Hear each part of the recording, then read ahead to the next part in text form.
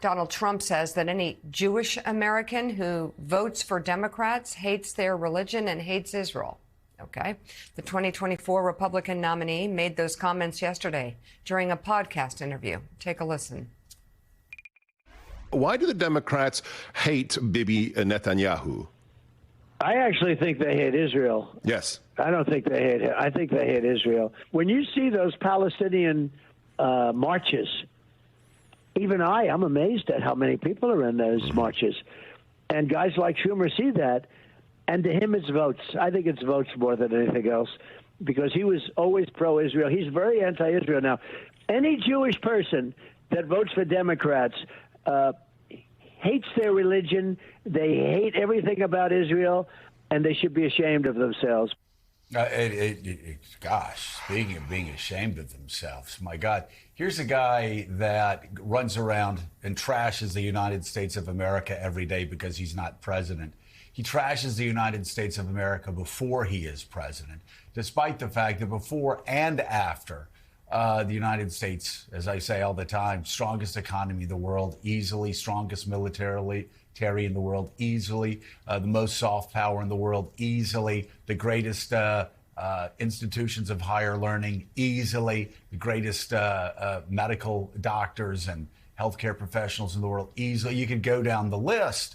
And yet, Gene Robinson, everything is personalized to Donald Trump. That's what happens in a cult. If he's not president of the United States and he says, America is horrible, America is awful, America is a joke. He says it. If you are a Jew and you don't support him, then you hate your religion and you're a bad Jew. Again, this is something, Ed Luce was talking about it yesterday when we were talking about his column. This is something that if any other politician had said before, or if they say after, they would be drummed out of politics. But not Donald Trump. His people, his cult just grows stronger. Yeah, they just but the thing is, they sort of take it on board too. It becomes part of the MAGA creed, which is just. It's a tragic thing, really, for what used to be the Republican Party, and just for American decency. My goodness, to say that Chuck Schumer, who has been one of the most pro-Israel officials, politicians in the country for eons, and who is the highest ranking Jewish official in the country, and to say that he hates Israel and that he is that anything he says about Israel is angling for anti-Israel votes is just obscene. It really is. But of course, you know, we're used to obscene from Donald Trump. And so we'll talk about this now, and then probably by the end of the show, there will be 3 or 4 more obscene things that he says that would have gotten anybody drummed out of politics 10 years ago, 15 years ago, and that we'll talk about until the next thing. It's that, you know, he goes 90 miles an hour down this road, and it is hard for us and for voters and for the country to keep up and to really process these horrible things that he's saying. Right. And everybody's numb to it. I mean, again, this is something. That's the challenge. This is something that, you know, he said before, but if anybody else had said it, again, they would be drummed out of politics. And we said at the beginning of this year, we're not going to grow numb to it. We're going to keep bringing this up. People can go, well, why are you talking about it? Because this is anti-Semitic garbage. That's why we're bringing it up. To tell somebody that they hate their entire religion unless you support their politics or their political party. It's not a joke. It's the same thing that freaks have been saying in the evangelical church. Over the past 6, 7, 8 years, a lot of real just freaks and people who really don't understand the Bible at all. Obviously, politics means more to them than their faith. Where the argument is, if you're not for Donald Trump, you're not a Christian. You're not. And it is. I've talked about it before in very personal terms.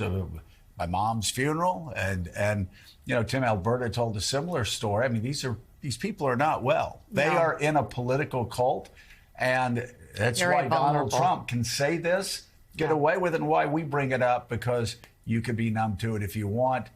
We're not, and America should not. They should understand, even if he does this every day, that this is just foul. You said even if he does it every day, it's not the first time Trump has expressed similar beliefs. In September, he posted on social media on Rosh Hashanah that liberal Jews were voting to, quote, destroy America and Israel.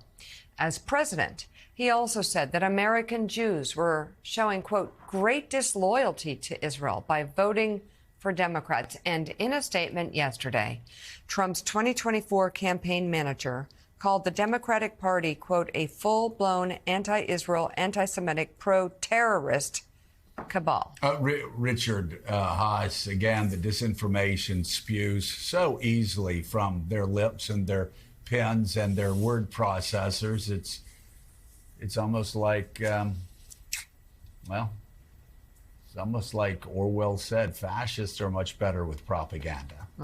Because it's easier. And they just throw things against the wall. And the Trump camp has said in the past, that Steve Bannon has said, they're going to throw so much stuff at the wall that they're going to numb America. That's what they do every day. Joe, it's hard for me to listen to this conversation. It's just so offensive for someone to tell me what it means to be a good Jew. It is just, it's so beyond the pale. Let me just say that, but let's put that aside for a second, if possible. I think there's an interesting kernel in this, which is, what does it mean to be pro-Israel? And this association of pro-Israel with Bibi Netanyahu or current Israeli government policy, that's not what it means to be pro-Israel. Governments have been known for time immemorial to do things that are often against their own country's self-interest. We have done things in the United States. People opposed the Iraq War or Vietnam, you name it. It doesn't mean you're anti-American. It just means you have questions about the wisdom of the policy, whether it's in our own self-interest. So what Chuck Schumer did the other day, what I tried to do the other day in the Wall Street Journal, to be critical of Israel, it means to be critical of Israeli policy. I actually think that's pro-Israel. I actually think in the long run, that is something that's good for Israel. You need to have people pushing back, questioning. The government of Israel is not perfect. Bibi Netanyahu, God knows, is not perfect. So this whole idea, if you're critical of Israeli policy, you're somehow anti-Semitic or anti-Zionist or anti-Israeli, that's just nonsense. And we've just got to be straight up about it and not give the Trumps or anybody else ownership of that argument. Indeed, I actually think what Bibi Netanyahu is doing, what this Israeli government is doing, and we've talked about it on this show, is bad for Israel, and it's bad for the U.S.-Israeli relationship. And people who care about Israel, I actually think we have the obligation to call them out on it. Yeah, and that's what we've talked about before. Jonathan Lemire, you look, I often quote the Wall Street Journal editorial page positively, but you look at this headline, Democrats turn against Israel, and you read the body of it, and again, it's a very dumbed down, simplified approach.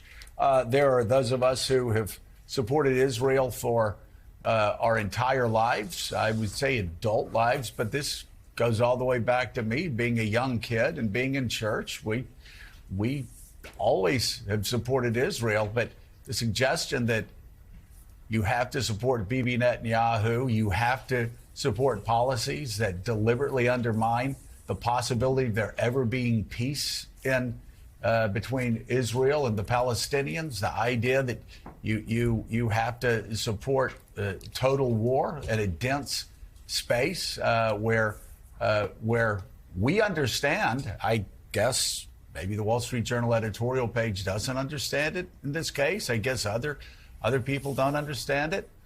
But there is a cost, and it has nothing to do with Michigan, or I think they brought up Nevada.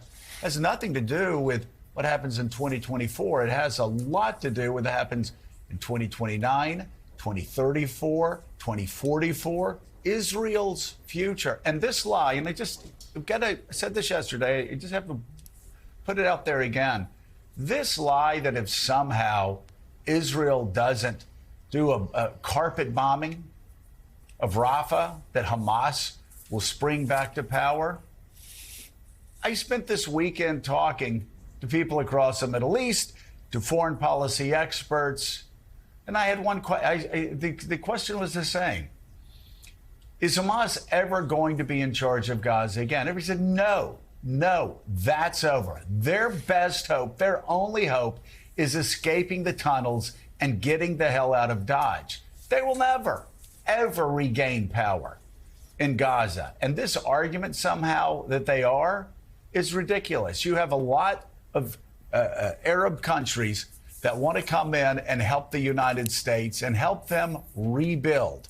Now, unlike Bibi Netanyahu, they have always seen Hamas as bad actors. They have always, unlike Bibi Netanyahu, they would not have turned a blind eye in 2018 to Hamas's funding or sent his Mossad chief to Doha, as he did a couple of weeks before, with the instructions for Qatar to continue funding the Hamas terrorist group.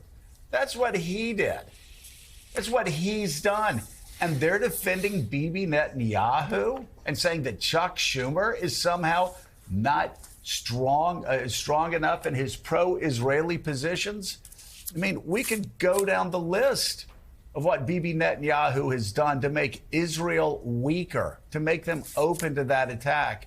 But again, the focus now is on a Senate majority leader instead of the prime minister who allowed all this to happen.